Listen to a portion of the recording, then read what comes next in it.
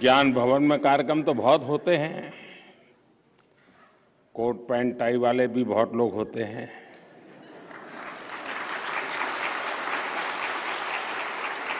लेकिन आज जिस प्रकार के यहां सब हमारे परिवारजन दिख रहे हैं, उनका जो उमंग और उत्साह दिख रहा है, वो वाकई विज्ञान भवन को बहुत कम देखने को मिलता है।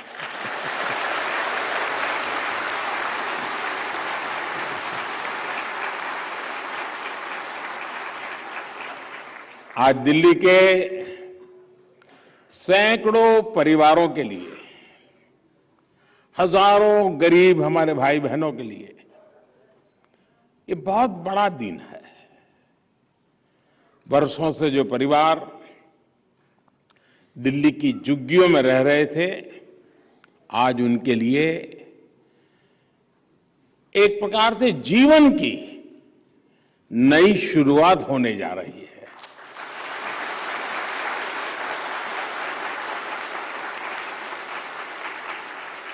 दिल्ली के गरीब परिवारों को पक्का घर देने का जो अभियान शुरू हुआ है, वो यहां के हजारों गरीब परिवारों के सपने को पूरा करेगा।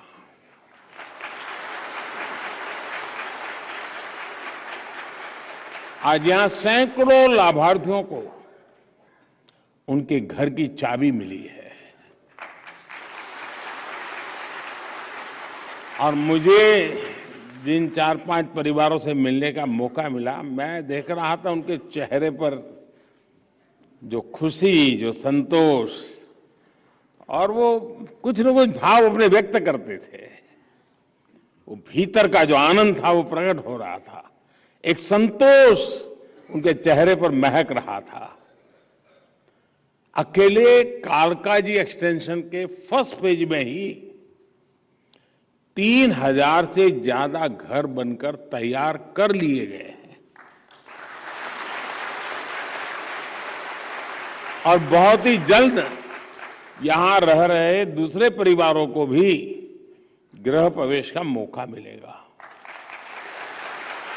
मुझे विश्वास है आने वाले समय में भारत सरकार द्वारा किए जा रहे ये प्रयास दिल्ली को एक आदर्श शहर बनाने में बड़ी भूमिका निभाएंगे। साथियों, दिल्ली जैसे बड़े शहरों में हम जो विकास देखते हैं, बड़े सपने और ऊंचाइयां देखते हैं, उनकी नींव में मेरे इन गरीब भाई बहनों की मेहनत है, उनका पसीना है, उनका परिश्रम है।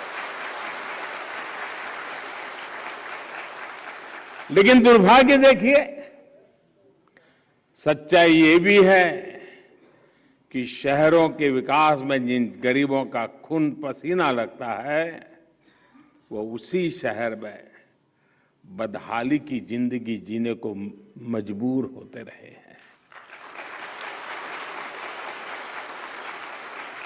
जब निर्माण कार्य करने वाला ही पीछे रह जाता है, तो निर्माण भी अधूरा ही रह जाता है। और इसलिए बीते 7 दशकों में हमारे शहर समग्र विकास से, संतुलित विकास से, होलिस्टिक डेवलपमेंट से वंचित रह गए। जिस शहर में एक और ऊंची ऊंची भव्य इमारतें और चमक दमक होती हैं, उसी के बगल में झुग्गी झोपड़ियों में बदहाली दिखाई देती है। एक और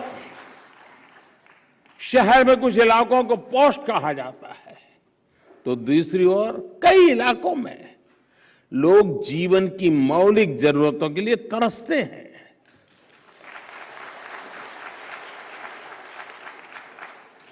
जब एक ही शहर में इतनी असमानता हो, इतना भेदभाव हो, तो समग्र विकास की कल्पना कैसे की जा सकती है।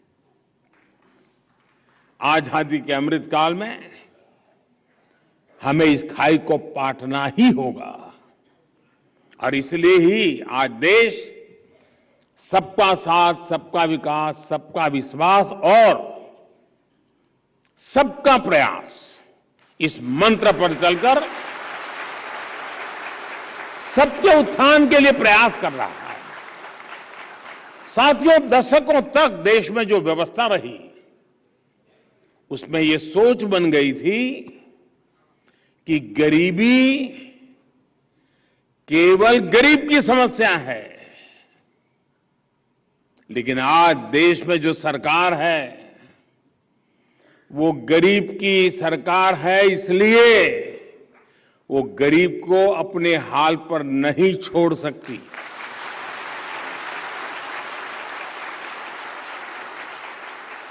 और इसलिए आज देश की नीतियों के केंद्र में गरीब है।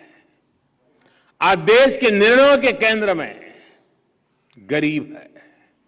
विशेषकर शहर में रहने वाले गरीब भाई बहनों पर भी हमारी सरकार उतना ही ध्यान दे रही है। साथियों, कोई भी ये जानकर हैरान रह जाएगा, यहां दिल्ली में ही 50 लाख से ज्यादा लोग ऐसे थे जिनके पास बैंक खाता तक नहीं था। ये लोग भारत की बैंकिंग व्यवस्था से नहीं जुड़े थे। बैंकों से मिलने वाले हर लाभ से वो वंचित थे।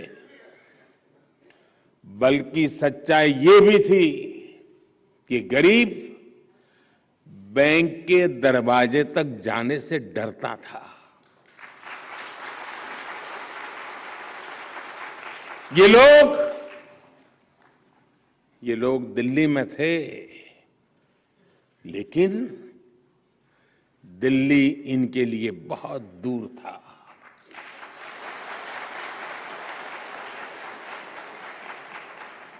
इसी स्थिति को हमारी सरकार ने बदला। अभियान चलाकर दिल्ली के गरीबों को, देश के गरीबों के बैंक खाते खुलवाए गए। तब किसी ने शायद ही सोचा होगा कि इसके क्या क्या फायदे हो सकते हैं। आज दिल्ली के गरीब को भी सरकार की योजनाओं का सीधे लाभ मिल रहा है। आज दिल्ली में हजारों साथी रेहड़ी पटरी की दुकान लगाते हैं, सब्जियां और फल बेचते हैं। कई साथी ऑटो रिक्शा चलाते हैं, टैक्सी चलाते हैं। इनमें से शायद ही कोई ऐसा हो जिसके पास आज भीम यूपीआई न हो। पैसे सीधे मोबाइल पर आते हैं, मोबाइल से पेमेंट भी हो जाता है। इससे कितनी बड़ी आर्थिक सुरक्षा भी मिली है। बैंकिंग सिस्टम से जुड़ने की यही शक्ति पीएम स्वनिधि योजना का भी आधार बनी। इस योजना के तहत शहर में रहने वाले हमारे रेहड़ी पटरी वाले भाई और बहनों को अपना काम आगे बढ़ाने के लिए आर्थिक सहायता दी जा रही है। और मुझे खुशी है कि दिल्ली के भी 50,000 से ज्यादा रेहड़ी पटरी वाले मेरे भाई बहन ने स्वनिधि योजना का लाभ उठाया है। इसके अलावा मुद्रा योजना के तहत बिना गारंटी दी गई 30,000 करोड़ रुपए से ज्यादा की सहायता भी दिल्ली के छोटे उद्यमियों की काफी मदद की है। साथियों, हमारे गरीब साथियों को एक बड़ी दिक्कत राशन कार्ड से जुड़ी अव्यवस्थाओं से भी होती है। हमने one nation one ration card की व्यवस्था करके दिल्ली के लाखों गरीबों का जीवन आसान बनाया है।